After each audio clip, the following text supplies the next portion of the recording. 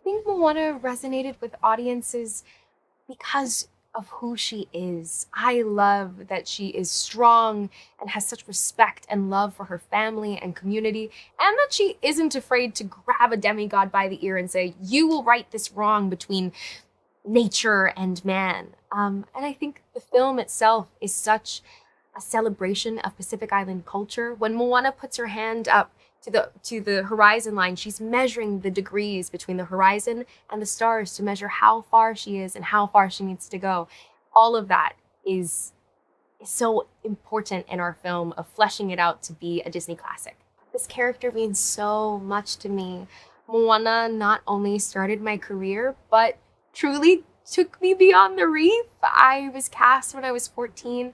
I turned 24 in just a couple of days. So I've had Moana in my bones for a decade now. And that's also a generation, I realize, and a generation of children and parents alike who have watched this movie nonstop and made it one of the most, if not the most, streamed film on Disney Plus at the moment. My heart is so full, and I'm really thankful for the fans out there.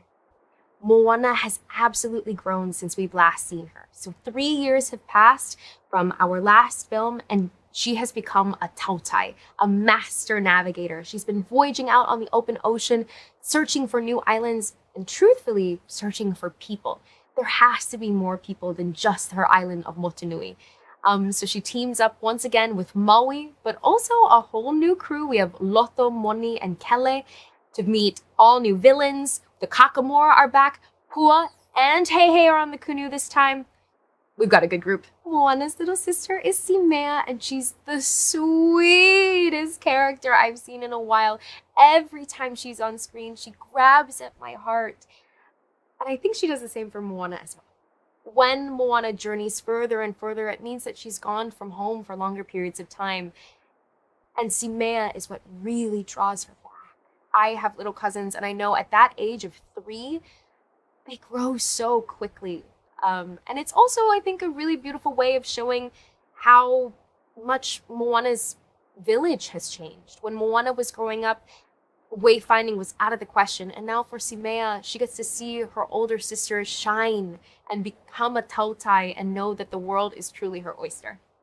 Moana and Maui's relationship is stronger than ever. In our first film, we saw Moana get Maui out of his rut, and it's kind of turned on its head in the second film. They have such a wonderful friendship where demigod and human, they are learning and pushing each other, and I love their relationship in this film. Moana's mission in this film is to connect the people of all the Pacific. Tautai Vasa has a fantastic line that's something similar to, "In isolation, we will all fade away." And I think that's so powerful, even in mindset, to think of the Pacific Islands not as small islands in the middle of the sea, but giant ocean states, and that this ocean truly connects all of us. It is a point of Pacific pride, and on an even bigger scale, that connection of community, I think, can be felt even beyond the Pacific.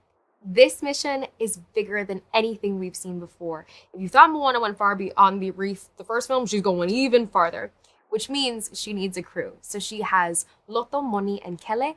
Kele is a farmer on the ocean, not the happiest to be there, but he understands that it's important.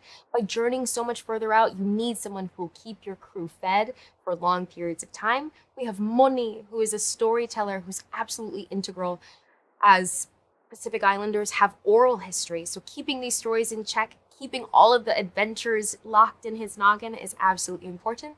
And then Loto, who is a master tinkerer. She's always trying to make the canoe even just this much better, and she really saves the day. Music and song are so important to this story, and every Disney story, in my opinion. I'm a theater kid. I love it when people break out into spontaneous song. But for Moana specifically, I think it's so fun that we get to see Moana's growth truly tracked through song. If you remember How Far I'll Go, we kind of answer that question with I'll Go Beyond in this film. We also have wonderful songs by Barlow and Bear that flesh out Maui. We have wonderful songs from our villains as well about thinking out of the box, living dangerously, perhaps getting lost in order to find your way. I think all of these morals are really fun and are honestly pretty bops. Beyond is, to me, an incredible power ballad written by Barlow and Bear. It talks about how far you're willing to go in order to learn truly who you are, but also, and I relate to this deeply, who you are when you leave your home. And I feel that as I've gone further and further beyond the reef. And I love that we've tracked Moana's growth not only through voice, not only through story, but also now through music.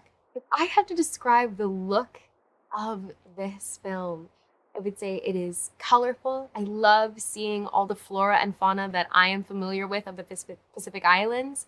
I would say that the ocean looks better than ever. It reminds me of home. I love seeing the characters that I know and love. Pua is along for the ride this time. We listen to the fans. We've got the crew that we love. And then we have all new villains and Kakamora as well. So overall, I think that there's something for everyone. And it's great to be back.